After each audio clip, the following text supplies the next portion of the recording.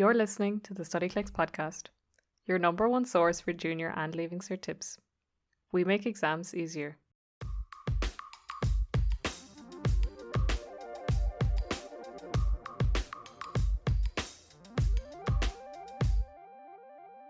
Welcome back to Studyclix podcast with your host Nessa and Eimear as always, but this is a very special episode. It's the first episode of the Studyclix podcast where we have an expert guest that we can talk to, which is brilliant. We're a bit clueless on this topic. Our expert today is an expert in everything to do with career guidance. So whether you know what you're doing or whether you don't know what you're doing, this is really a podcast for people who are getting their results for Leaving Cert 2020. If that's you, whatever kind of situation you're in, we recommend that you would keep listening because this podcast is for you. So our guest for this podcast is career guidance expert Donnchadh O'Mahony. You might know him if you follow him already on Leaving Cert Guidance on the Instagram. He has recently launched his own podcast for Leaving Cert Guidance. So if you're looking for more information there, we would highly recommend you look into that for more kind of specific topics relating to what you want to do after you finish school. But for now, everything that Donnchadh is going to be talking to us about everything to do with Leaving Cert 2020 results. So welcome to the Studyclix podcast, Donnchadh. Thank you very much, and it's great to be on, and thanks for asking me on. I've actually listened to a few of your episodes, and so I've been very impressed. Did I hear right? Am I the first guest ever to be on? Well, we had a student guest on. We had Celine. Okay. Oh, Celine's going to be really mad that I forgot about her. Celine, who chatted us through biology and physics. Celine also works for Studyclix. You're our first outsider guest. Well, I'm honoured, so. Yeah, so you're kind of our guinea pig for guest podcasts. Okay, so I think the first thing is this universal feeling, I'm sure, amongst our listeners, which is this feeling of nerves, probably, maybe excitement for some, relief, and like this idea of the night before and can't sleep or can't stop thinking about the next day. Myself and Nessa were chatting earlier, we were saying like we can both still remember so clearly the night before and how we felt and sort of the nerves running up to the moment that you're going to get your exam results. And I feel like this year that feeling is going to be doubled or even more intense because of the unique circumstances and maybe a bit of uncertainty that there are around the results this year. Do you have any advice for having the right mindset, having the right attitude, maybe calming nerves before getting your results? Yeah, it's difficult, and I suppose everybody has a different approach. I was lucky when I was doing my Leaving Cert. I actually enjoyed it so much I did it twice. But I wasn't ever one really to stress over exams or results or anything like that. So, and then I knew people who had to take medicine to stop them getting so excited and anxious and things like that. So it depends on the approach of the people. I think some people need to be a little bit nervous. Some people are happy to be a bit more relaxed. So I think whatever works best for the person. Yeah, and in terms of if people are expecting the worst going in there, which I'm sure a lot of people I know, when the news came out about the predicted grades and people were saying, oh, this is it for me because I did awful in the mocks and I did awful in my Christmas tests and this isn't going to work for me at all. But at the same time, they probably don't want to have to do the exams in November either. Yeah. They don't have to repeat. So if people are going in with this very bad attitude, is there any way to, what would you say to try and get them to think or to see this in a good way? Not try to stress too much about going in there? Yeah, well, from my perspective as a guidance counsellor, I would encourage each student to have plans for best and worst case scenarios. Best case scenario is obviously your first choice in the CAO or whatever your first choice might be. Best case scenario, I'll accept that. Worst case scenario is you don't get any CAO offer. And what are your options then? Make sure you've plan A, B, C, D, E and F. And I think if you go in with that approach and you're happy with plan B, C, D, E and F, I don't think it's going to bother you as much. I think if you're going in with the thought that I have to get my first choice and that's where it's going to be difficult. That's where anxiety sets in. I think you need to look at it from a point of view as, okay, if I don't get the first one, this is my second choice. I would be really happy to get that. or I'm going to try a PLC, or I'm going to sit the exams in November, or I'm going to appeal next week, whatever the case may be. Know what your plans are, know what order your plans are in. And I think that will reduce the anxiety if you can do that. Yeah. And something that we repeat a lot on the podcast when we're sort of giving advice about staying calm and having the best attitude and things like that, is this, Nessa, you love repeating your thing. Oh yeah, one of my favorite pieces of advice, and I'm sure anyone who's actually listened to quite a few episodes of the Studyclix podcast is like, oh god, here she goes again with this piece of advice, like she's Confucius or something.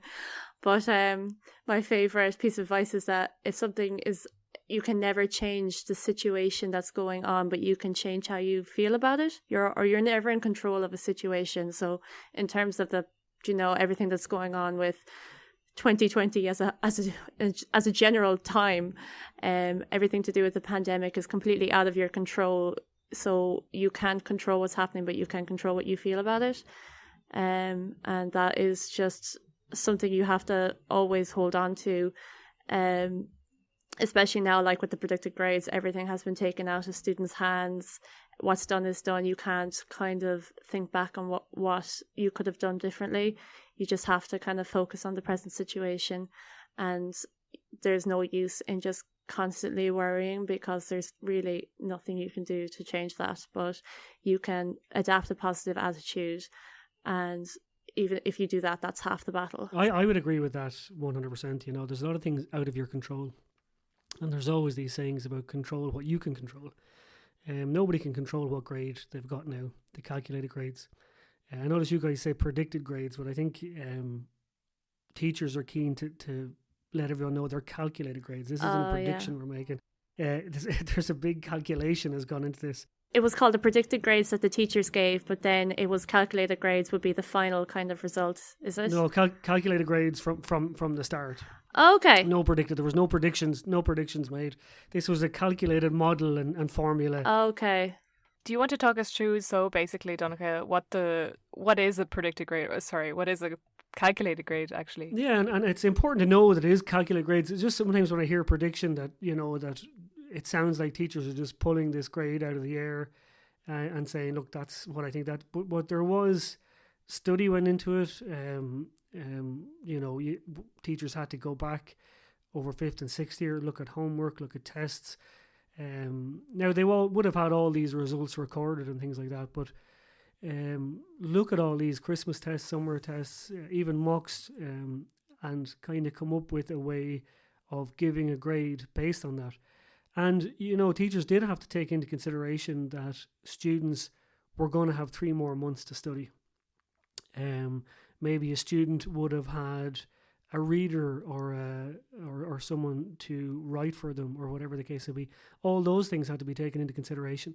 So a lot of things had to be taken into consideration, then brought to a special group who also taught the same subject in that school, and came up with, showed evidence for their grades.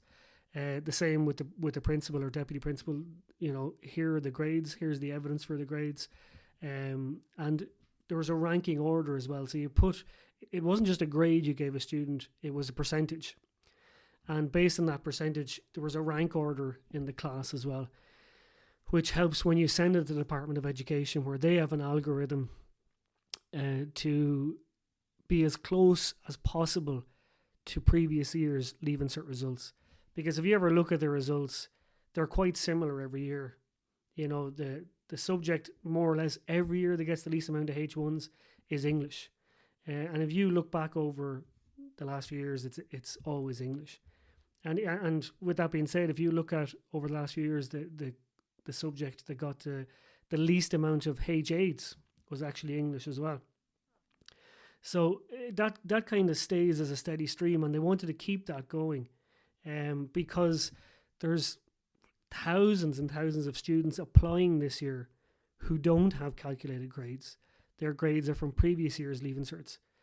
And it would have been unfair to them if teachers were just giving everyone A, B's and C's, and they're trying to compete for a university place as well. So there was so many things to take into consideration. It was a very difficult thing to do, and I didn't envy the person who was coming up with this idea, but I think it's the best in a bad situation. Yeah. And do you know what considerations are made? Like, let's say I'm a student in a school that has typically poorer results than the neighbouring school who gets a tons of H1s. But I know I've done really well and I've studied really hard. But I'm now worried that because of the previous results in my school, that I'm going to be graded down. Are there considerations like that, for example? There are considerations. So Norma Foley, the Minister for Education, has said we are taking these things into consideration. And I suppose people are worried because in the UK, people from disadvantaged areas, a lot of their grades were brought down. So I know in England, I think it was 37% of grades were brought down, 36% in Northern Ireland. So it was a huge amount. But quickly to respond to that, the Minister came out and said, we're taking all of that into consideration, that there will be exceptions to the rule. Because I know some magnificent students who came from very poor disadvantaged areas or socioeconomic backgrounds who did phenomenal in their Leaving Cert. So they do need to take that into consideration, and I think that they will. But they don't want the backlash from it. Yeah. So very unofficially, do you see any kind of drama surrounding this whole thing on September 7th? Absolutely. Yeah. So the way it's going to work is the results will be brought out on the 7th of September. Then you'll have your first round CEO choice. The first round CEO offers will be brought out on Thursday. Is it Friday? The 11th. Anyway, it's the 11th of September. And then you can make an appeal on the 14th of September. So I suppose I'd imagine that they're hoping that people who get their CEO offer or happy with their CEO offer won't want to appeal. As the appeals process is very, very different this year. It's not the same as it has been in previous years. You're appealing not the grade that the teacher gave you, but how that grade was transmitted to the Department of Education. So if you got 62%, that didn't go over to the department and it became 26% or whatever the case may be. So the only way you can see what grade your teacher gave you is if you appeal on the 14th of September. And then you can go in and see what percentage the teacher gave you. Okay. If a student is unhappy with the result their teacher gave them, is there a different process for appealing that, or you just have to accept it? You'll have to accept it. And, well, see, the good thing about this year, I suppose, is if you don't like it, you can sit the exam. So we were told in the end of July, with public health advice, that the exams will take place in November. So if they take place in November, if you're not happy with your grade, you still have an opportunity to sit the exam. And to me, like I said earlier, it's the fairest method in a bad situation, because if you're not happy with your grade, we're still giving you the opportunity to sit the exam. And okay, so let's talk about the exams in November. It's, as I understand it, at least, it's you don't have to sit them all. You can choose which ones you want to resit. Is that right? Yeah, that's right. So if I'm really happy with 5 of my results, but I really want to resit biology, let's say, I assume there's another sort of timetable. Is that what we're expecting? That biology will take place on a certain day across the country? Yeah, it'll be like the Leaving Cert, I'd imagine. Now, there's very little information about it, but I can't see it going any other way than, yes, there will be a timetable. There'll be a certain time you'll have to sit the exams. Again, this is all with public health advice, so, the way things are looking right now, I can't see it taking place in November, but, these things change very quickly, so hopefully they will take place. Yeah, it's also worth saying, just for listeners, that this is recorded on the 20th of August, so if there are any changes to what we're saying in the meantime, we apologise, but this is the up-to-date information as of the 20th of August. So, but anyway, back to sitting the exams in November, my question was, yeah, so it works in that you obviously would then have to go to college the following year. You don't get to go in that year, obviously, because you would have started the year already. Yeah, so by the time the exams are done, sent away, corrected, whatever else, it'll be too late by the time you get your result to sit in college that year, 2020, 2021. So it will be 21, 22 before you can start. But if you go up a grade, if you go up a couple of grades and you go up on a CEO offer, then you're guaranteed to get that place based on the 2019, 2020 points that year, that academic year. Okay, that's interesting. Yeah, and you can also combine your calculated grades with the papers you sat, the exams you sat. Mm-hmm. So if you're happy with your English but you're not happy with your Irish, you sit your Irish, you do better. Well, I'm going to combine 4 of these calculated grades that I got with 3 of these or 2 of these grades that I sat, the exams that I sat. And I think before, like, the idea of sitting the exams in November, for me, when I was trying to put myself in the student's shoes and say, God, I'd hate to have to wait another year, and I'd hate to have to do it in November and then have to go to college a year after everyone else. But the more I think about it, I'm thinking, well, college this year really isn't going to be the same as it is for everyone else who talks about their like freshers year of college and all this. So it's probably not the worst thing to do to sit the exam in November, is it?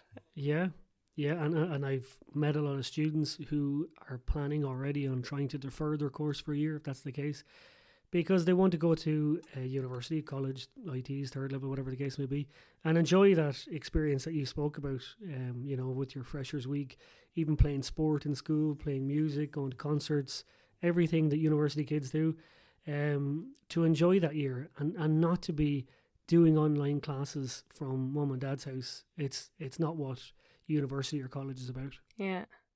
Do you predict that there will be an issue the following CAO year, that they're due to the large number of students that will be deferring because they want to have the proper experience on top of leaving certs for 2021? Do I think there'll be a problem? I don't, because a lot of higher education institutes have their own, well, they all have their own deferral rules. And even departments within universities have their own deferral rules. Some are very, very strict and always have been very strict. Some are quite lax. Whether they're going to stay relaxed this year will remain to be seen. So there's no guarantee that you're going to get your deferral. If you're looking to apply for a deferral, contact the admissions office of the university you want to go to ASAP, because even some of them will do it on a first come first serve basis. They might say, okay, look, we're given 5 deferrals this year, first to ask for it will get it. So if you're looking at a deferral, contact the admissions office as soon as possible, and there's no guarantee, and they can't have that next year where the incoming 6 years are going to have a more difficult year. They can't put that on them, so okay. I don't see that happening. Okay, so we'll have to make sure that every single listener knows that if you want to defer your course, then do it ASAP. Get in contact with them ASAP. Yeah, I'm sure not a lot of them know about that, because I didn't hear about that. I think people are like, oh yeah, I'll defer, as if it's like something that's just handed to you, like when you get your Leaving Cert results. Yeah, like so some universities insist that if you want to defer, that you have a medical cert, that maybe a member of your family has passed away, or there's financial issues, it's something that serious. That's what they want from you to get the deferral. Some you just ring and ask and they say, yeah, no problem. They don't even want to know why you're deferring. But some do ask for an excuse as to why you're deferring, and might even ask evidence for that excuse.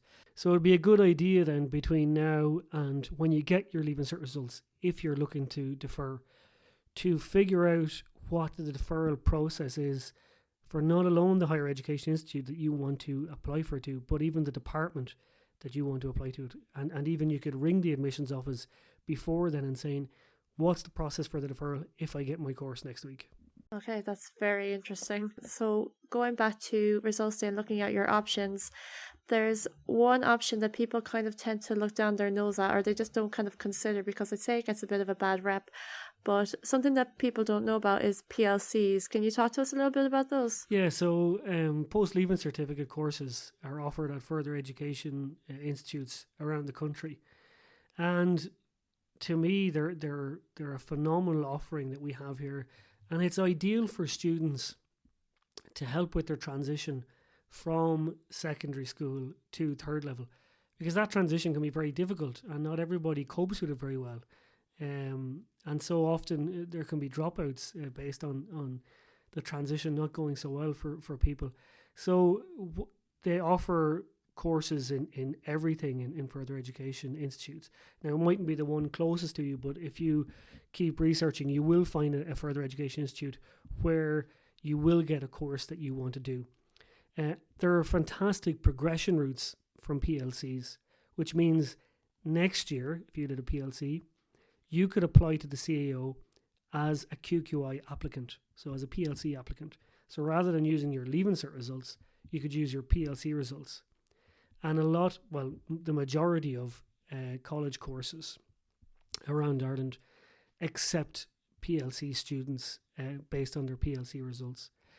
So that's really important to look at.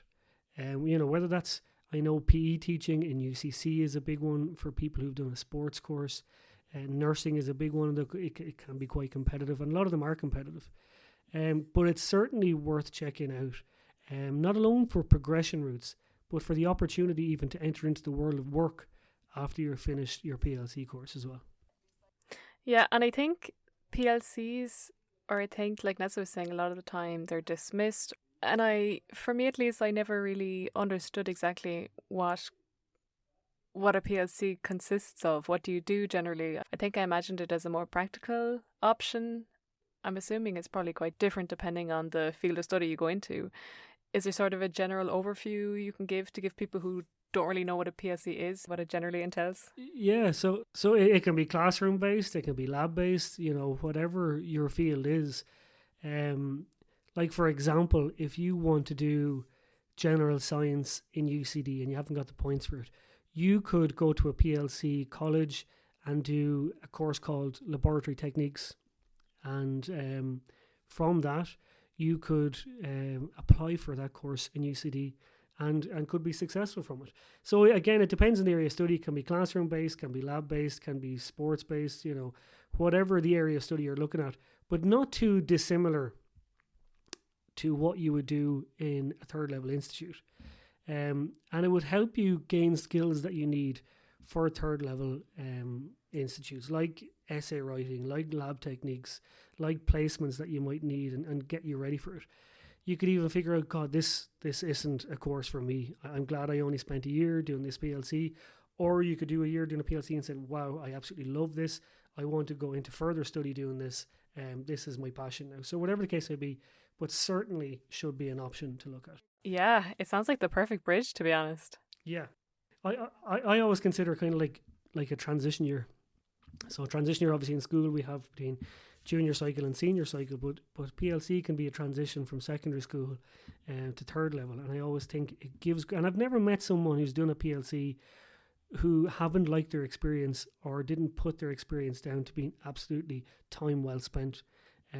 So anything I've always heard from was positive. That's great feedback. And I'd say as well, it gives, if you're using it as a bridge between your Leaving Cert and third level, if you're coming in after doing your PLC, it gives you a serious advantage over people who've just come in after finishing their Leaving Cert, because you have all this knowledge and skills from having done a similar course. Yeah, so if you get just below 300 points in your Leaving Cert, you're looking at a 50% success rate to graduate. So generally students who score just under 300 points, only 50% of them graduate from their level 8 degree. If you look at PLC students who got around the same points, they're up to a 75% graduation rate in their level 8 degree. So it certainly is an advantage. And aside from PLCs, if you don't get the points you're looking for, I think it's something that not a lot of people know necessarily, or people sort of think, okay, I didn't get the points, my life is over. But from chatting to friends who would have done a similar course and they transferred after a year to get into the course they wanted, from talking to people over time, I found out that there's sort of a lot of back doors, if you will, into courses. Do you have any sort of advice there for people who are disappointed with their results and they don't want to do a PLC? What other options are there? Yeah, so if you're disappointed with your results, the options there's so many options. Like, for example, and a thing that I see is kind of looked down upon more so than anything else are apprenticeships. But there are some phenomenal apprenticeships at the minute. They're not the blue collar apprenticeships that we always think of, but a lot of white collar apprenticeships now in things like insurance, finance, auctioneering, recruitment, all level 8 degrees at the end of it. You can even do accountancy, a level 6 accountancy technician. And these are all earn as you learn experiences. So you might do 4 days on the job and you might do 1 day in college. And it's a great mix of kind of vocational and practical learning, where you're in the classroom and you're in the world of work. and they should be really, really considered. I'm so impressed with how Ireland has brought on their apprenticeships in the last few years, and definitely something that should be considered. But besides that, there's available places, so college courses that were not filled up will kind of re-advertise their places, and you can still apply for those. You've got the clearing system in the UK, which is something similar to vacant places here. You've got the opportunity to still apply for courses in Europe. You have the opportunity to repeat. Don't worry if you haven't got the CEO offer you wanted, or even a CEO offer at all, because there are so many options. The way that you're describing apprenticeships and PLCs there as well, they sound so good, and it's just a shame that they're often dismissed. So they sound even... Well, the apprenticeships have really come on the last few years. Solus, who run them now, have really put time, money and effort into developing apprenticeships. Just the way that Donnchadh was describing the apprenticeships, they sounded way more valuable than a bachelor degree. I was going to say the same thing. Yeah, it's something with universities that there's so much focus on the kind of whole academia side of it and doing your research and doing papers. That part of the course I'm absolutely allergic to. Yeah, no, it's just interesting. I know how people kind of think college or university is like the superior or the better option, but there really is no kind of substitute for like practical learning or in-house experience, it shouldn't be dismissed too quickly. Yeah, and I can chime in on that as well. Like, I did a 6-month placement in the real working world, and definitely something that I would really want to bring across, maybe to the people listening to this, or because I would have had the same, or that would have been my mindset, I think, before going into college, that like college is the best choice, and I wouldn't really think too much thinking about doing anything else. But now thinking back on it, I'm like, I think there definitely needs to be some change around the mindset towards apprenticeships and PLC, because at the end of the day, there's a lot less sort of faffing about than there is at university. Like 75% of my course is doing essays and presentations, whereas like you can't compare that to being out in the actual world and being in these environments you wouldn't normally be in. And there's definitely no reason to be worried about doing something like that, like a PLC, for a year instead of going to college or before going to college. There really needs to be sort of like this mind shift almost, because I think at the moment it's very much like, oh, I have to go to university almost, but it really shouldn't be that way. And the opportunity to earn money is a big thing. You could earn between 20 and 30,000 a year while you're in an apprenticeship, rather than paying course fees and everything else that comes with it. Now, with all that being said, I'm a big fan of the apprentice route, but as we said earlier, it's that college experience that is kind of what I really enjoyed when I was studying. It wasn't the actual hands-on course, but everything else that came with it, the friends you made, the football teams you played on, the concerts you went to, the nights out, all of that kind of came from your real third level experience. It's not just the course. Obviously the course is very important as well, but I think it's important you do have that experience too. Of course, yeah. I think at the end of the day, it's more like college. If that's what you want to do, then 100% go do it. But if that's not what you get straight away, or you want to sit the exams in November, then these other options, they're also like a fantastic opportunity that you should consider very seriously. And it's the idea is not to fret. If you start panicking and getting anxious over everything, just relax. Don't panic. What are my options? Speak to your guidance counsellor. I didn't get what I want. What's the plan now? What can I do? And they'll lay out a plan for you and will know you well and will be able to give you the best advice about what might suit you. Yeah, and otherwise they can follow your podcast, Donnchadh, can't they? Yes. Or your Instagram. Yeah, so the Leaving Cert Guidance podcast, we have an episode coming out 31st of August, which is for Leaving Cert 2020 as well. Now, it's not really me talking. I'm kind of more the ignorant questionnaire on it, where I'm asking questions kind of from a student's perspective. So I have some good guests on. I have 2 guidance counsellors, and I have the head of admissions from Maynooth University, John McGinnity, and they give some excellent advice. It'll be probably a little bit more formal than this podcast. I like this back and forth kind of chat and conversation. But this is very much, there's your options. So to kind of wrap things up and kind of get to the end, the final question we'll ask you is, what would you adapt as a mindset? Because I imagine that, like every year, there's always going to be people who are unhappy. So what kind of mindset would you recommend that students get into if they're not happy? So, the mindset is completely up to you. But as we said earlier, if you have plans set in place that if things don't go well, and maybe your plan might be as simple as, I need to meet my guidance counsellor, because on the 7th of September, when you guys get your Leaving Cert results, guidance counsellors are actually being made available that day. They won't be in class or anything. They'll be available to students all day on that Monday. So you can ring the school and chat with them. And if really needs be, I think it'll be very much a last resort, but if really needs be, you could even go into the school, only if you've made an appointment, and speak with your guidance counsellor. Maybe that's your plan, or your plans could be something that you come up with yourself. But I think it will take away a lot of the anxiety if you guys can have plans set in place that if plan A doesn't go well, here's what I'm going to do. Yeah, that is the key really to reducing stress and anxiety, is just to have a plan in place, because that kind of stress happens when you don't understand what's going on or you don't know what you're doing. So if you can... At 18 or 19 years of age, you have to really believe that the world is your oyster. It's not the end of the world if you don't get your first CEO offer, or first on your list. Definitely not. So try not to worry too much about it. Yeah, and it's also not the end of the world if you're still not sure about what you want to do, because, I mean, so many people I know have completely changed their minds about what they want to do, and sometimes it's an awful lot to ask of young people to kind of decide what they want to do so early on in their life. But yeah, since we've gone beyond the CEO stage, what am I saying?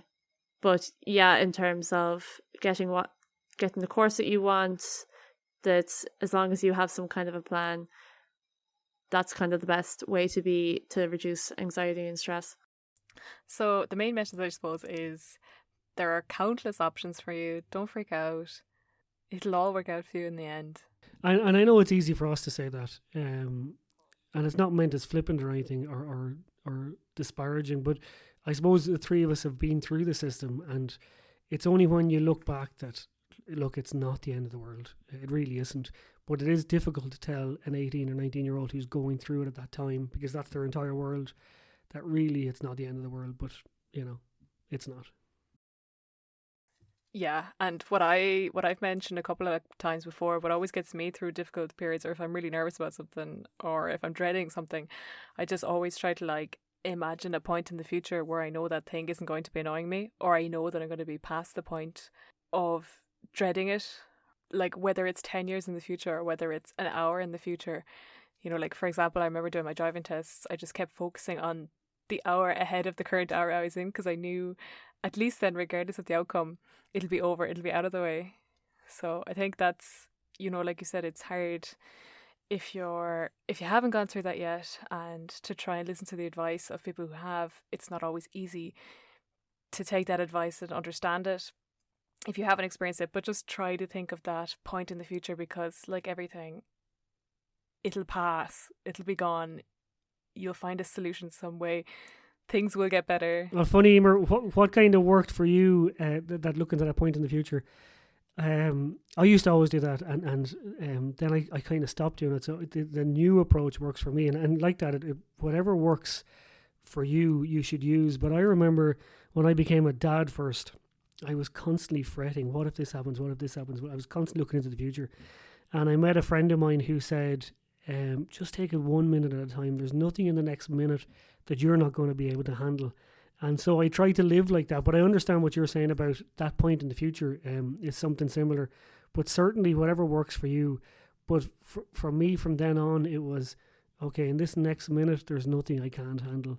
That's actually also, that's a great piece of advice. Yeah. Well, it got me through the first year of being a dad because I was fretting about everything. That's great. Well, I suppose we'll wrap it up, so will we? Yep. Any last words of wisdom? Have I any last words of wisdom? I think enjoy the process of it. Enjoy the process of getting your results. Enjoy the process of chatting with your friends. Enjoy the process of the CEO offers. Enjoy the process of accepting an offer if that's the case. Getting your starter pack for whether it's third level or a PLC course or an apprenticeship, whatever you're getting your starter pack for, is just enjoy the whole process of it, because when you get older, you will look back fondly on when you were 18, 19, 20, and knowing, well, not knowing, actually, the unknown about what was coming down the line and the excitement of it. But it is an exciting time, and really try and stay in the moment and enjoy it if you can. That's great. Yeah, and I'd say regardless of the outcome, don't be hard on yourself, because the situation is so unusual and something that no one else can say they've experienced other than you. And that in itself, having gone through that and making through it and coming out the other end, regardless of the outcome, that in itself is an achievement. So give yourself a pat on the back for that, for getting through such a difficult situation with the whole pandemic. Couldn't agree more with that. It's, if nothing else, you've built emotional resilience throughout this year and have probably become a stronger person for that. Yeah. We're jealous of how emotionally strong you are. Great. Well, thank you so much, Donnchadh, for chatting to us. Yeah, I learned so much. Me too. I feel like a different person. I kind of want to go do an apprenticeship, to be honest. I kind of want to do a PLC, yeah.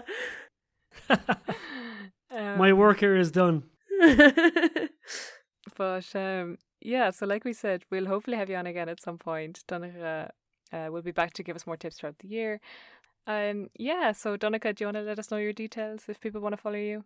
Yeah, so it's at Leaving Cert Guidance on Instagram, and the podcast is just called the Leaving Cert Guidance Podcast and can be downloaded from Spotify, Google Podcasts or Apple Podcasts. Brilliant. Nessa, do you want to plug our own social media? And of course, as always, make sure that you're following Studyclix on all of our social media platforms. So we're on Facebook, Twitter, Instagram and Snapchat.